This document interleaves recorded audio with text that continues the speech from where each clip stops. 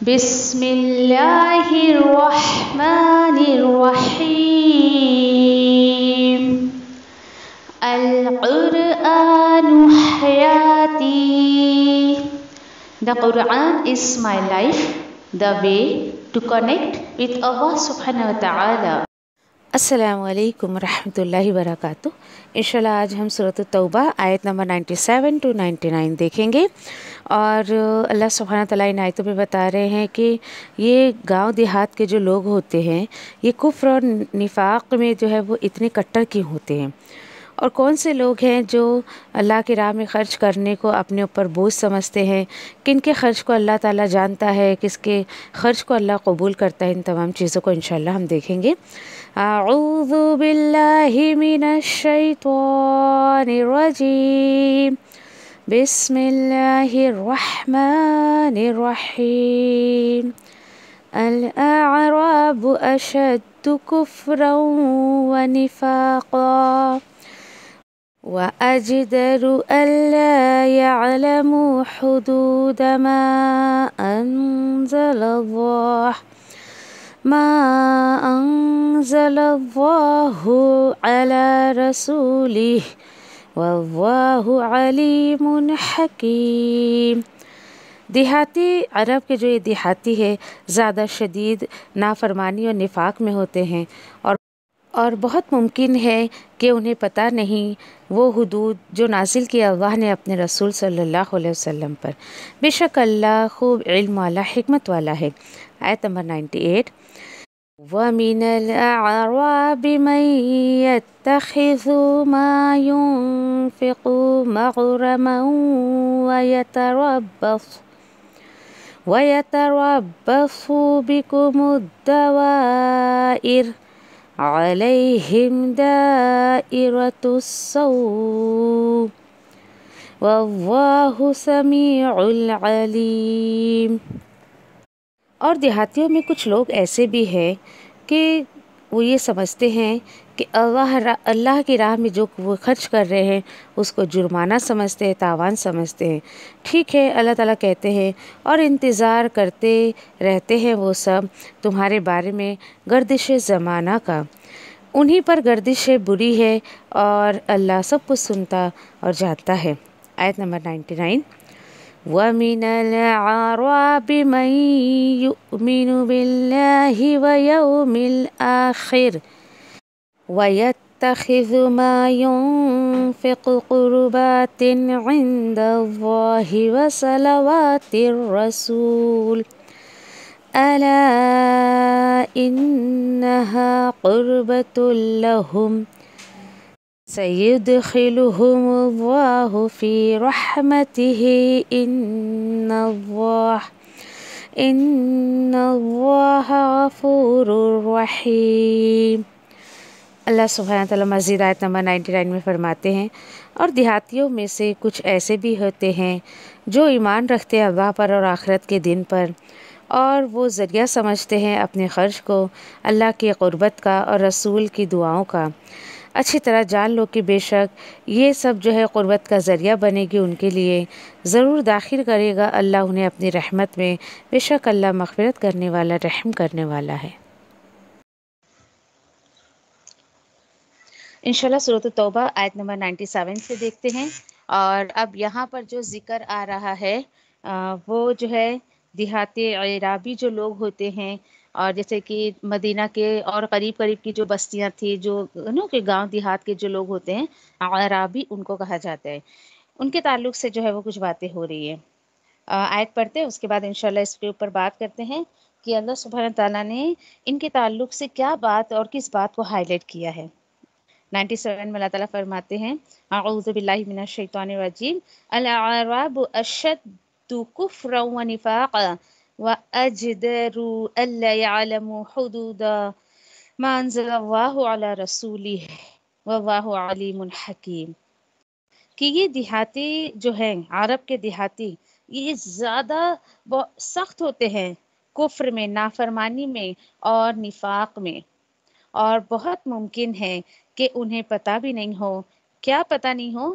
وہ حدیں جو نازل کیا اللہ نے اپنے رسول پر. پاسبلٹی دیکھیے کیا ہے. واللہ علیم حکیم، اور اللہ سبحانہ تعالیٰ تو سب کچھ جانتا اور حکمت والا ہے. اب یہاں پر دیکھیے سبب بتایا جا رہا ہے کہ نفاق اور کفر انسان کے اندر کیسے آتا ہے. یعلم لا یعلم، انہیں پتہ نہیں ہے، یعنی علم کی کمی جو ہوتی ہے وہ انسان کو کفر اور نفاق کی طرف لے جاتی ہے.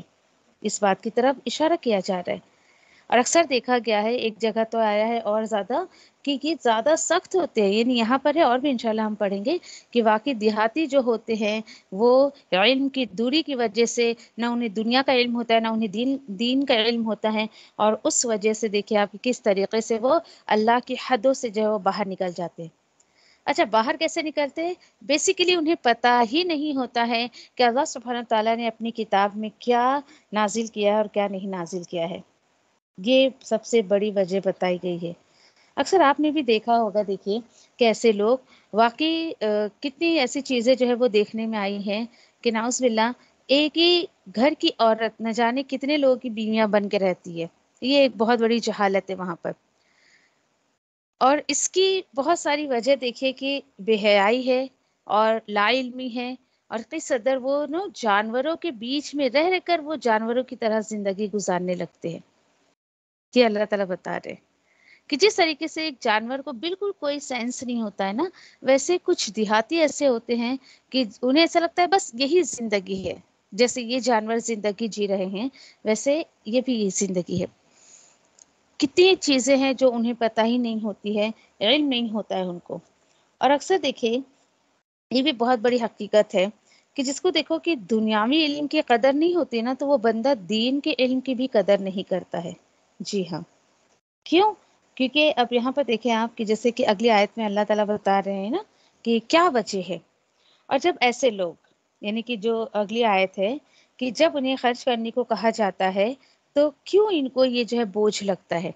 اب ہوا کیا تھا دیکھیں کہ یہ جو کہ مدینہ کے جو یہ تھے نا کہ دیہاتی وغیرہ، جب انہوں نے دیکھا کہ دین اسلام اب پھول رہا ہے، پھل رہا ہے، یا بہت زیادہ یہ غلبہ حاصل کرنے والا ہے، تو یہ لوگ سوچتے تھے چلو بھائی اب تو ہمارا یہاں فائدہ ہے، چلو ہم یہاں چلتے ہیں. اور اپنے فائدے کے لیے ان لوگوں نے کیا کیا؟ دین اسلام کو قبول کر لیا. لیکن جب وہ ان لوگ یہ دیکھتے تھے کہ کافروں کا زیادہ غلبہ ہونے والا ہے تو وہ کافروں کی طرف چلے جاتے تھے. مطلب ایسے لوگوں کا حال یہ ہوتا تھا کہ انہیں دین سے کیا لینا دینا ہے، بس وہ اپنا فائدہ دیکھتے تھے کہ بھائی میرا ذاتی فائدہ کہاں پر ہو رہا ہے. اور دین اسلام کو غلبہ ملتا تو امپریس ہو جاتے، اوہو یہ تو بہت اچھا دین دھر رہا میں، چلو بھائی ہم اس کو اپناتے ہیں. اب ہوتے ہوتے کیا ہوا کہ اس طریقے سے اب دیکھیے کہ جو دین اسلام میں آ گیا تو اسے تو رولز اینڈ ریگولیشن فالو کرنے ہیں. جیسے ابھی اس نے شہادہ کی گواہی دے دی، نماز کو قائم کرنا ہے، اس کو زکوٰۃ ادا کرنا ہے، یعنی تمام چیزیں تو اس کو کرنی پڑے گی نا. اور پھر اس کے بعد دیکھیں کہ اب اسی پر اللہ تعالیٰ فرماتے ہیں لیکن حال یہ ہے ان کا اعرابیہ کا، وَمِنَ الْأَعْرَابِ مَن يَتَّخِذُ مَا يُنْفِقُ مَغْرَمًا. ایک پہلی بات، اور اس وجہ سے وَتَيَرَبَّصُوا بِكُمُ الدَّوَائِرَ عَلَيْهِمْ دَائِرَةُ السَّوْءِ وَاللَّهُ سَمِيعٌ عَلِيمٌ. اور دیہاتیوں میں سے کوئی یہ بھی ہے، ایسا بھی ہے کوئی جو وہ سمجھتا ہے کس کو؟ ما ينفقو، جو بھی وہ خرچ کرتا ہے اللہ کی راہ میں، اپنے خرچ کو کیا سمجھتا ہے؟ تاوان، جرمانہ سمجھتا ہے. اور جس وجہ سے وہ سب انتظار کرتے رہتے ہیں تمہارے بارے میں، یعنی ایمان والوں کے بارے میں. کس چیز کا؟ گردش زمانہ کا. تو اللہ تعالیٰ فرماتے ہیں علیہم دائرۃ السوء، جبکہ انہی پر گردش ہے بری، اور اللہ سب کچھ سنتا جانتا ہے.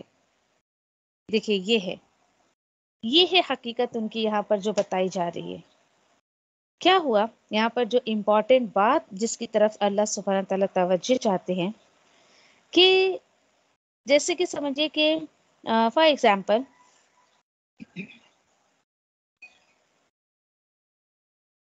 اب دین اسلام اس نے قبول کر لیا، پھر اس کے بعد ہوا کیا بھائی، اس کو زکوٰۃ بھی تو ادا کرنی ہے. لیکن جب زکوٰۃ ادا کرنے کی بات آتی تھی تو یہ انہیں لگتا تھا کہ یہ کیسا بوجھ ہمارے اوپر ڈالا جا رہا ہے، یہ کیوں ہمارے اوپر بوجھ ڈالا جا رہا ہے. ٹھیک ہے بھائی، دین اسلام نے تو ہم نے اپنے فائدے کے لیے جو ہے وہ چوز کیا، ہماری یہاں پہ جو ہے وہ ہمیں فائدہ نظر آیا تو ہم آ گئے اس طرف. لیکن اللہ تعالیٰ وہی بتا رہے ہیں کہ یہ لوگ چاہتے تھے کہ یہ کچھ خرچ نہ کرے اللہ کے راستے میں، یعنی اللہ کے راستے میں خرچ کو یہ بہت بڑا یعنی اپنے اوپر بوجھ سمجھتے تھے. اور انتظار کس چیز کا کر رہے تھے کہ بھائی ایسی کوئی آفت آ جائے، ایسا کوئی یعنی کہ ایسی کوئی بات ہو جائے کہ ان کے اوپر جو ہے وہ برا زمانہ آ جائے، تاکہ یہ دنیا سے جائے اور ہمارے اوپر جو انہوں نے زکوٰۃ جیسی تاوان لگا رکھی ہے یہ ختم ہو جائے. اچھا، کیسے برے گردش کا زمانے کا یہ انتظار کر رہے تھے؟ جیسے کہ سمجھیے کہ یعنی کہ سمجھیے کہ شرک عام ہو جائے، یا مشرک لوگ ہی کے ہاتھوں سے ان نعوذ باللہ ان ایمان والوں کا خاتمہ ہو جائے، ایسا کچھ ان کے ذہن میں آتا تھا. یا اس سے بڑھ کر استغفر اللہ یہ بھی سوچتے تھے کہ یہ اللہ کا رسول جائے اس دنیا سے تاکہ ہمارے اوپر جو اس نے زکوٰۃ کا اور اللہ کے راہ میں خرچ کا بوجھ ڈال رکھا ہے یہ ختم ہو جائے. یہ ایسے ایسے پلاننگ کرتے تھے. دیٹس وائی ان لوگوں نے دیکھیے کہ کہ تبوک کے سفر میں یا پھر سمجھیے آپ کے اس سے پہلے بھی بہت سارے غزوات میں چھپ کے اللہ کے رسول کو نعوذ باللہ قاتلانہ حملہ کیا، اللہ کے رسول کو مارنے کی کوشش کی. وہ سوچتے تھے لیڈر جائے گا تو سارے رولس اینڈ ریگولیشن نعوذ باللہ ختم ہو جائیں گے، یہ ان کی سوچ تھی. لیکن اللہ تعالیٰ نے کہا کہ نہیں، بلکہ تمہارے اوپر ہی جو ہے وہ برا زمانہ، بری گردش جو ہے وہ آ رہی ہے. دیکھیے دائرہ کو سمجھ لے آپ، جیسے اردو میں ایک ورڈ ہے دائرہ، کس کو کہا جاتا ہے؟ سرکل کو. جس پوائنٹ سے کہ وہ سرکل کو ہم بنانا شروع کرتے ہیں وہ آ کر اسی پر پورا ہوتا ہے تو ایک دائرہ بنتا ہے. لیکن دائرہ کو اگر آپ ڈیفائن کرنا چاہیں تو دیکھیں کہ وہ بری حالت جو اچھے دنوں کے بعد آئے، یہ دائرتن کی جو ہے وہ ڈیفینیشن ہے کہ انسان کے حالات جو ہیں برے ہیں تو اچھے بھی ہو سکتے ہیں اور اچھے ہیں تو وہ برے بھی آ سکتے ہیں، یعنی پوری سچویشن ہی بدل جائے. تو الحمدللہ کہ جیسے ایمان والوں کے حالات اچھے تھے تو یہ چاہتے تھے بھائی ان کے اوپر آفت آئے، بلائے آئے، بری گردشیں آئے تاکہ ہم سے پیچھا چھوٹے ان کا، ہم ان کا جو ہے وہاں ہم ان کے پیچھے چلنا چھوڑ دیں، یا پھر ان طریقے کی جو ہے وہ یہ ہم سے بات ہی کرنا چھوڑ دیں. استغفر اللہ. یہاں پہ دیکھیں کہ کتنے اچھے طریقے سے، یعنی کہ پہلی بات تو دیکھیں اگر یہ اللہ کے راستے میں خرچ کرتے تو انہی کو جو ہے وہ فائدہ ہوتا نا، اس بات کو انہوں نے جو ہے وہ نہیں سمجھا. اور یہ ان لوگوں کا تذکرہ ہے کہ جو زکوٰۃ دینے سے ہمیشہ پیچھے رہتے تھے.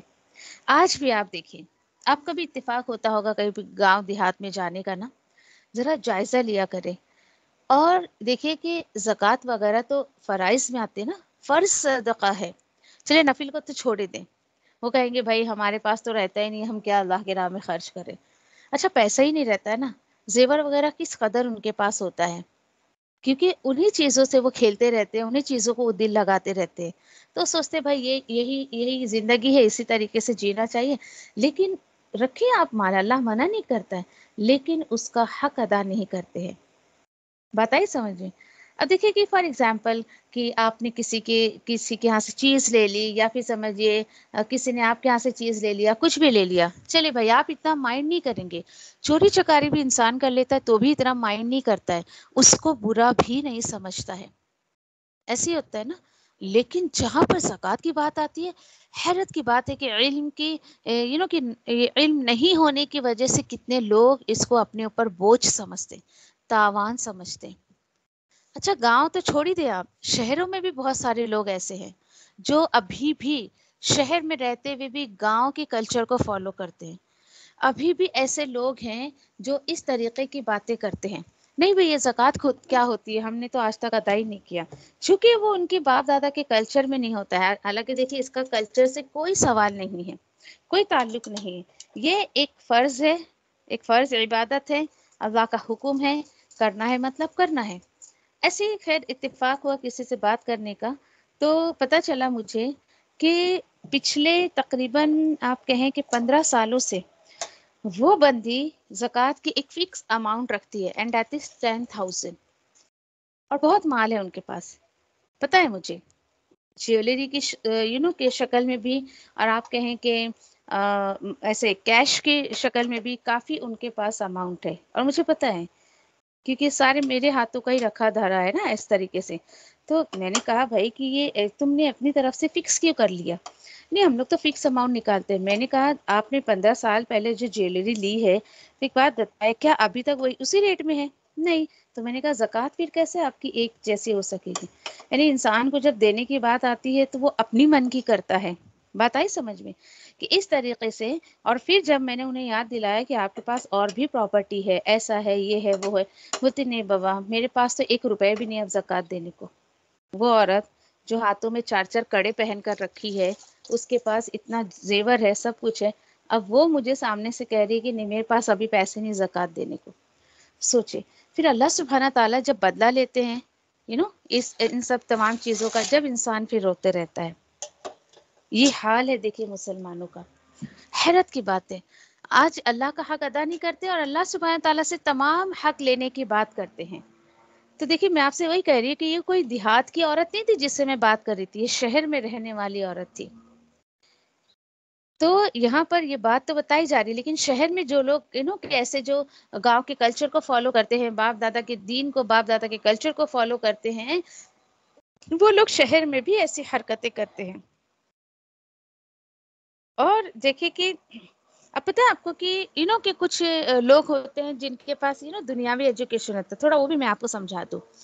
اب جس کے پاس تھوڑا بہت دنیاوی ایجوکیشن ہے نا، تو وہ ایک بار سمجھتا ہے کہ بھائی دیکھو دنیا میں بھی اگر میں کچھ سیکھتا ہوں، علم لیتا ہوں یا کچھ خریدتا ہوں یا کچھ، تو فوکٹ کچھ نہیں ملتا ہے.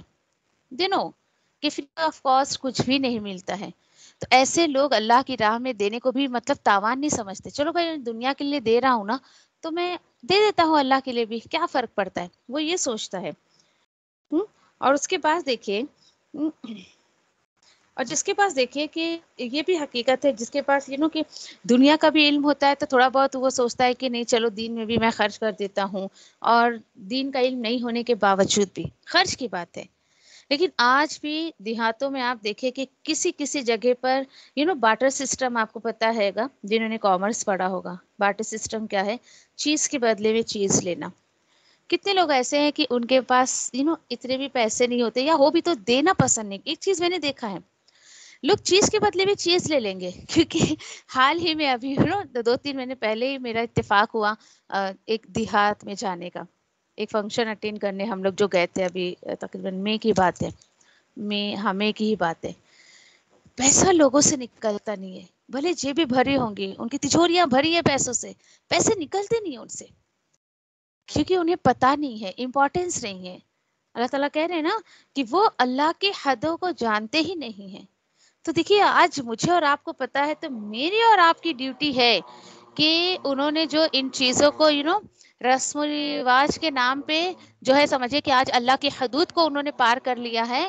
ہمیں چاہیے کہ ہم انہیں آگاہ کریں کہ بھائی یہ ایسا نہیں، ایسا ہوتا ہے. کوشش کریں اس طریقے سے جو ہے لوگوں کے مائنڈ کو جو ہے وہ سمجھے کہ جو سیٹ اپ ان کا ہے اس کو ہٹانے کی کوشش کریں. اور ایک بہت بڑی برائی آپ نے دیکھی ہوگی، شادی بیاہ کے کیا موقع پر کیا ہوتا ہے، آپ کچھ شیئر کرنا چاہے تو کر لیں، پھر میں بھی بتاتی جو میں نے دیکھا ہے.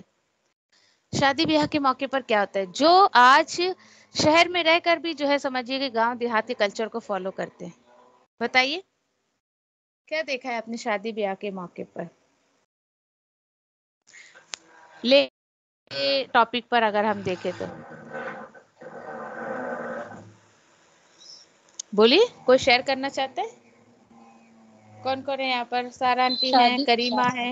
السلام جی علیکم. السلام علیکم. وعلیکم شادی السلام بیاہ کے ورحمۃ موقع اللہ پر وبرکاتہ. دکھاوا جی بھی بہت زیادہ ہوتا ہے، فضول خرچی ہوتی ہے. اوکے. اور لین دین کے چکر میں اس کا کیا ہاں سسٹم ہوتا جہیز کا ہے؟ بھی جہیز رہتا اینڈ ہے، ادر تھنگز برڈن ہو جاتا ہے نا وہ تو. برڈن ہو جاتا ہے. اور جو گفٹ وغیرہ لیتے ہیں، دیکھا ہے اپنے دیہاتیوں کو کہ باقاعدہ وہ لوگ لکھتے ہیں کس نے کیا دیا ہے، کس نے کیا دیا ہے. اچھا اس نے اتنا دیا ہے تو میں اس کی شادی میں اتنا ہی لوٹاؤں گی، ایسا بھی ہے نا. یہ سب جہالت کی طرف جو ہے وہ کہ اشارہ کرتی ہے کہ ان کو علم نہیں ہے.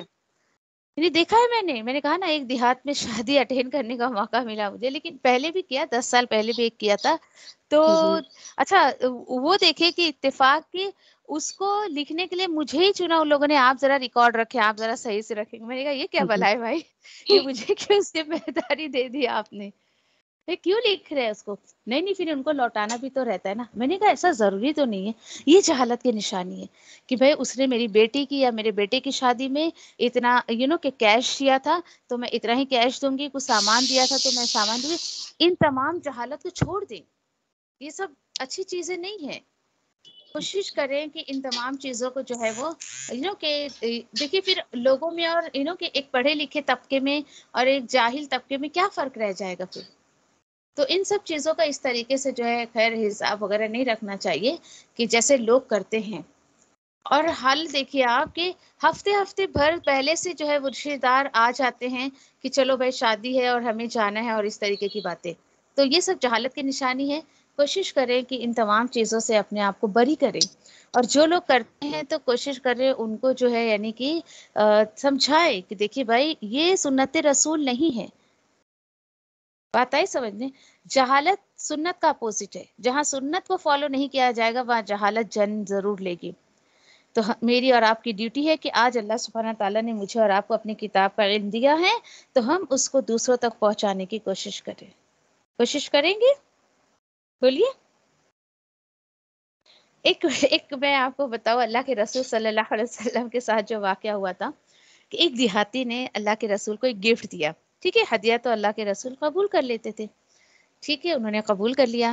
آپ کو پتا ہے کہ جب تک اللہ کے رسول نے اس سے بیسٹ، اس سے بہترین گفٹ اس شخص کو نہیں دے دیا، اس شخص نے اللہ کے رسول کا پیچھا نہیں چھوڑا. اللہ اکبر. یہ بھی جہالت اور منافقت ہے. دیکھیے کہ آپ کسی کو دے دیں اور اس سے بہتر اس سے لینے کی امید رکھے. سوچے ذرا، ہوتا ہے ایسا، ہوتا ہے بہت سارے لوگوں کا. شادی بیاہ میں بھی یہی کمپٹیشن چلتے ہیں نا کہ بھائی اس نے مجھے یہ دیا ہے تو میں نے دیا ہے تو اس سے بہتر کی امید میں اس سے رکھتی ہوں. تو دیکھیے ان تمام چیزوں کو، ان حرکتوں کو چھوڑ دیں. جہالت ہے. بلکہ آپ کوشش کیا کریں کہ آپ کو اگر کسی نے کہ چیپ چیزیں دی ہے ایز اے گفٹ، تو ویسے گفٹ کی ویلیو تو نہیں مطلب ڈاؤن کرنی چاہیے، یا اس کو جو ہے وہ کہ قیمت کے نظروں سے نہیں دیکھنا چاہیے. دینے والا اپنی حیثیت سے دیتا ہے. چیز چھوٹی ہے یا بڑی ہے، آپ کی نظر، آپ کا دل بڑا ہونا چاہیے. دیکھیے کہ اپنے نظریے کو بڑا کرے، اس میں نقص نہ نکالے. اگر کوئی ہدیہ کہ ہمیں دیتا ہے تو دینے والے کا دل دیکھے، اس کی نیت دیکھے، اور جب بھی دے تو اس کے لیے دعائیں خیر کرے، اس کے لیے برکت کی دعا کرے نا. اس نے اپنی استطاعت کے مطابق دے دیا تو آپ اس پہ نقص نہ نکالیں. یہ کہ جہالت کی نشانی ہے، لا علمی کی نشانی ہے. اللہ سبحانہ تعالیٰ ان تمام چیزوں سے ہمیں جو ہے وہ پاک کرے. اور ایک چیز دیکھیں آپ کی یہاں پہ جو ہائی لائٹ کی جا رہی ہے کہ اللہ کی راہ میں خرچ نہیں کرنا بھی منافقت کی نشانی ہے.